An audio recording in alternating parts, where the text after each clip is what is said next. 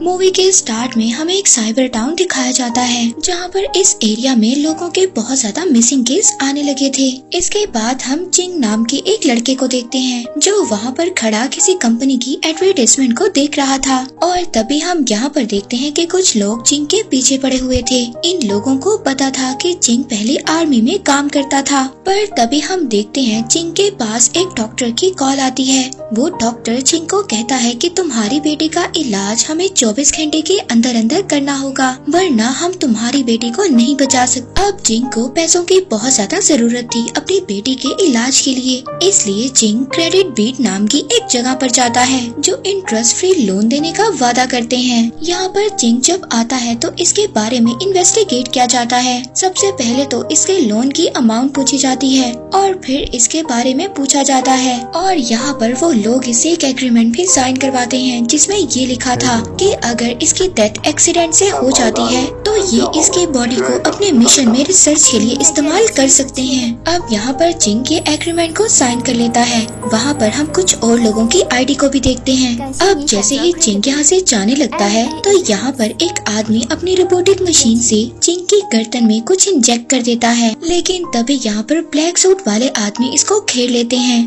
चिंग यहाँ पर उन लोगों से फाइट करता है, मगर वो ब्लैक सूट वाले आदमी चिंग का अभी भी पीछा नहीं छोड़ रहे थे। चिंग उन लोगों से फाइट करता है और फाइट करने के बाद वो यहाँ से जाने वाला था, पर तभी चिंग की बॉडी में कुछ अजीब सी म्यूटेशंस होती हैं और वो वहीं पर बेहोश हो जाता है। इसके बाद हम देखते हैं चिंग को इंजेक्शन लगाया जाता है और इसकी बॉडी में कुछ इंजेक्ट भी किया जाता है। इसके बाद चिंग को जब होश आती है तो वो खुद को एक बर्फीले जंगल में पाता है। तभी यहाँ पर हम कुछ और लोगों को भी देखते हैं। कोई भी ये बात नहीं जानता था कि वो यहाँ पर कैसे आए हैं। इसी दौरान चिंग वहाँ पर एक ब्लैक कपड़े को देखता है। बड़ी हिम्मत से चिंग उस कपड़े को हटाता है। उस कपड़े के नीचे अलग अलग किस्म के वेपन्स रखे हुए थे। इन वेपन्स को देखकर सब लोग डर गए थे और इनमें से किसी को भी ये नहीं पता था कि इन वेपन्स को क्या करना है। इसीलिए अब वो सभी लोग एक एक वेपन ले लेते हैं। तभी अचानक से ये अपनी रिस्ट पर देखते हैं जिस पर एक ब्रेसलेट था। उस ब्रेसलेट में 12 घंटे का टाइम स्टार्ट हो जाता है, लेकिन यहाँ पर किसी को भी ये नहीं पता था कि इनके साथ क्या होने वाला है। पर तभी यहाँ पर इनमें से एक आदमी को अचानक से कोई मार देता है। जब ये लोग अपने पीछे देखते हैं तो इनके पीछे वही ब्लैक सूट वाले आदमी थे जिन्होंने मास्क पहना हुआ था। अब ये लोग इनको देखकर यहाँ से भागने लगते हैं और ये ब्लैक सूट वाले आदमी भी इनका पीछा कर रहे थे। अब यहाँ पर चिंग इन लोगों का सामना करता है और एक एक को मारना स्टार्ट कर देता है। चिंग यहाँ पर इन लोगों से फाइट करता है। इनके ग्रुप में से एक लड़की नीचे गिर जाती है जिसको ब्लैक सूट वाला आदमी पकड़ने वाला था, पर तभी इनके ग्रुप में से एक और लड़की जिसका नाम ऐना है वो अपने तीर से उस आदमी को मारती है और उस लड़की को बचा लेती है। ये सभी लोग उन ब्लैक सूट वाले आदमियों का मुकाबला करते हैं, पर तभी यहाँ पर एक ब्लैक सूट वाला आदमी इनके एक ग्रुप मेंबर को मार देता है। तभी हम देखते हैं चिंग के अंदर अजीब सा कुछ बदलाव हो रहा था और वहाँ पर मौजूद बाकी लोगों के साथ भी ऐसे ही हो रहा था। इसके बाद इनकी फाइट करने की स्किल और ज्यादा बढ़ जाती है और ये लोग यहाँ पर ब्लैक सूट वाले आदमियों को मार देते हैं और फिर ये यहाँ से भाग जाते हैं। लेकिन इसके बाद ब्लैक सूट वाले आदमी भी इनका पीछा नहीं करते और ये लोग भी एक जगह पर रुक जाते हैं। इनमें से किसी को भी ये बात समझ नहीं आ रही थी कि आखिरकार इनके साथ हो क्या रहा है। इसके बाद ये सभी लोग यहाँ से बाहर निकलने का रास्ता ढूंढते हैं, पर तभी यहाँ पर एक अजीब सा क्रिएचर आ जाता है जिसकी स्पीड बहुत ज्यादा फास्ट थी। इसके बाद फिर दोबारा से इनका काउंटडाउन स्टार्ट हो जाता है। वो क्रिएचर इनमें से एक आदमी को मार देता है। जब क्रिएचर इनके सामने आता है तो सब लोग अपनी जान बचाकर भाग रहे होते हैं। क्रिएचर ऐना पर अटैक करता है, मगर वो तो उसके अटैक से बच जाती है। ये क्रिएचर वहाँ पर दूसरे आदमी को मार देता है। तभी जल्दी से चिंग ऐना की हेल्प करने आता है। वो दोनों क्रिएचर के सामने बिल्कुल खामोश खड़े हो जाते हैं, जिसके बाद वो क्रिएचर उनको नोटिस नहीं कर पाता। अब चिंग यहाँ से इस क्रिएचर को दूर लेकर जाने वाला था, पर तभी इनके ग्रुप में से जो ग्लासेस वाला आदमी था वो नीचे गिर जाता है। क्रिएचर उसके पीछे था। चिंग उस क्रिएचर को डिस्ट्रैक्ट कर अपने पीछे लाता है और वो भागना स्टार्ट कर देता है। इसके बाद वो एक जगह पर बिल्कुल खामोश खड़ा हो जाता है, जिसके बाद क्रिएचर दोबारा से उसको नोटिस नहीं कर पाता। लेकिन इसी वक्त एक आदमी जो इनके ग्रुप का था और वो भाग रहा था, भागते भागते उसको सांस चढ़ गया था, वो हाँफ रहा था। तभी क्रिएचर इसकी आवाज से उसकी तरफ चला जाता है। अब क्रिएचर उस आदमी के सामने जाकर खड़ा हो गया था। इस क्रिएचर को देखकर उस आदमी की हालत तो खराब हो गई थी और बाकी सब लोग भी बहुत ज्यादा डर गए थे और वो क्रिएचर एक ही झटके में उस आदमी को मार देता है। अब जिंग बाकी लोगों के पास आता है, वो सबको खामोशी से यहाँ से निकलने का कहता है, जिसके बाद सभी लोग जंगल से बाहर आ जाते हैं और एक सेफ प्लेस ढूंढने लगते हैं। लेकिन हम देखते हैं वो क्रिएचर अभी भी इनके पीछे आ रहा था। पर तभी हम देखते हैं इन लोगों को एक कंस्ट्रक्शन साइट मिलती है। ये सभी लोग उसके अंदर चले जाते हैं, पर इनमें से जो ग्लासेस वाला मोटा आदमी था उसकी पैंट एक पाइप में फंस जाती है और क्रिएचर ने भी इनका पीछा करते हुए इनको ढूंढ लिया था। वहाँ पर जिंग उस मोटे आदमी की पैंट काट देता है और वो खुद को भी इस क्रिएचर के अटैक से बचा लेता है। एना अपने तीर से उस पर अटैक करती है, मगर वो पाइप लगने की वजह से क्रिएचर अंदर नहीं आ पाता और अब वो पाइप्स पर चढ़ना स्टार्ट कर देता है। ये देखकर जिंग वहाँ से सबको भागने का कहता है। भागते भागते मोटा ग्लासेस वाला आदमी नीचे गिर जाता है। अब ये लोग बहुत ज्यादा थक गए थे और एक जगह पर बैठ जाते हैं आराम करने के लिए।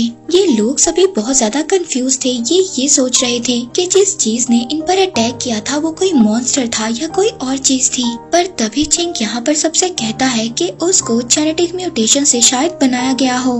एना सबको कहती है कि हमें नहीं समझ आ रही कि हम लोग यहाँ पर आए कैसे। तभी मोटा ग्लासेस वाला आदमी उनको बताता है कि मैं क्रेडिट बीट नाम की एक जगह पर गया था और इसके बाद सीधा मैं इस जगह पर आ गया हूँ। इसके बाद इनके ग्रुप का एक और आदमी इनको बताता है कि उसके साथ भी ऐसा ही हुआ है। तभी एना को याद आता है कि उसने ब्लैक सूट वाले आदमियों की गर्दन पर एक टैटू देखा था और वो सभी को ये टैटू बनाकर दिखाती है। ये टैटू देखकर इनको पता चलता है कि ये तो एक इन्फिनिक्स कंपनी का लोगो है और तभी हम देखते हैं कि इस कंपनी में इन सभी लोगों को एक जगह पर रखा हुआ है और इनकी बॉडी से कुछ डिवाइसेस को भी कनेक्ट किया गया है। और यहाँ पर ये बात हमें पता चलती है कि ये लोग जो जंगल में फंसे हुए हैं ये असल में अपनी बॉडी के साथ नहीं है, इनकी बॉडीज तो यहाँ पर हैं। हम यहाँ पर देखते हैं कि इस कंपनी की CEO आती है। वो सभी मेंबर्स की कंडीशन के बारे में पूछती है। उसकी टीम मेंबर के लोग उसको बताते हैं कि एना की फ्लेक्सिबिलिटी बढ़ चुकी है और इन सब लोगों में चेंग सबसे अलग है क्योंकि वो काफी देर बाद बेहोश हुआ था। अब उसके मसल्स के साथ साथ उसका ब्रेन फंक्शन भी स्ट्रॉन्ग हो गया है। ये सुनकर वो CEO बहुत ज्यादा खुश होती है। इधर ये सभी लोग बाहर निकलने का रास्ता ढूंढ रहे थे मगर इनको रास्ता नहीं मिलता। ये सभी लोग थक जाते हैं और एक जगह पर बैठ जाते हैं। यहाँ पर बैठकर ये सभी एक दूसरे को इंट्रोड्यूस करवाते हैं। ये सभी अपने बारे में बताते हैं। इसके बाद ये लोग आगे जाने लगते हैं। हम यहाँ पर देखते हैं उस कंपनी के CEO ने इन लोगों पर लगातार नजर रखी हुई थी।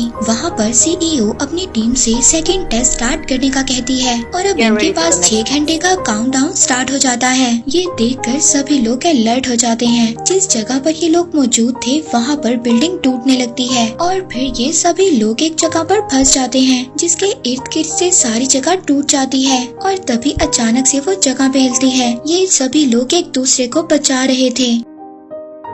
अब जैसे ही जिंग यहाँ पर अपनी ग्रुप मेंबर की एक लड़की को बचाने लगता है वो लड़की अपने दूसरे ग्रुप मेंबर के हाथ पर पाँव रख देती है जिसकी वजह से वो आदमी नीचे गिर जाता है। वो लड़की इन सब से कहती है कि मैंने ये जानबूझकर नहीं किया। तभी ये जगह और ज्यादा हिलने लगती है और वो लड़की भी नीचे गिर जाती है। अब ये सिर्फ 3 लोग जिंदा रह गए थे। यहाँ पर जिंग के बाद नोटिस करता है कि ये जगह हर 5 सेकंड बाद हिलती है। अब जिंग यहाँ पर मोटे ग्लासेस वाले आदमी से कहता है कि हम इस साइड से दूसरी साइड पर जंप कर सकते हैं या नहीं। जब वो कैलकुलेशन करता है तो वो बताता है कि यहाँ से दूसरी साइड पर जाना इम्पॉसिबल है। मगर जिंग उस ग्लासेस वाले आदमी से कहता है कि हमें ये रिस्क लेना होगा। वो आदमी उसको कहता है तो फिर तुम 35 डिग्री का यूज कर जंप कर सकते हो। अब जिंग यहाँ पर ये रिस्क लेता है और जंप कर फ्लोर पर आ जाता है। ये देखकर एना और वो ग्लासेस वाला आदमी बहुत ज्यादा खुश होते हैं। जिंग इन लोगों के पास एक वायर फेंकता है। एना तो वहाँ पर फ्लोर पर आ जाती है और वो ग्लासेस वाला आदमी जंप लगाने से बहुत ज्यादा डर रहा था, मगर चिंग उसको हिम्मत देता है ये काम करने की कि तुम कर सकते हो। पर तभी जिस क्लिप के साथ वायर लटकी हुई थी वो टूट जाता है और वो ग्लासेस वाला आदमी नीचे गिरने वाला था, पर तभी चिंग उसको पकड़ लेता है और एना ने पीछे से चिंग को पकड़ा हुआ था, मगर उसने भी अपने पाँव के सहारे से उसको पकड़ा हुआ था और उस ग्लासेस वाले आदमी को भी पकड़ना बहुत ज्यादा मुश्किल हो रहा था। यहाँ पर उस आदमी को अचानक से कुछ हो रहा था, उसको ब्रेन हेमरेज हो गया था। वो उनके इंजेक्शन को और ज्यादा सहन नहीं पा रहा था,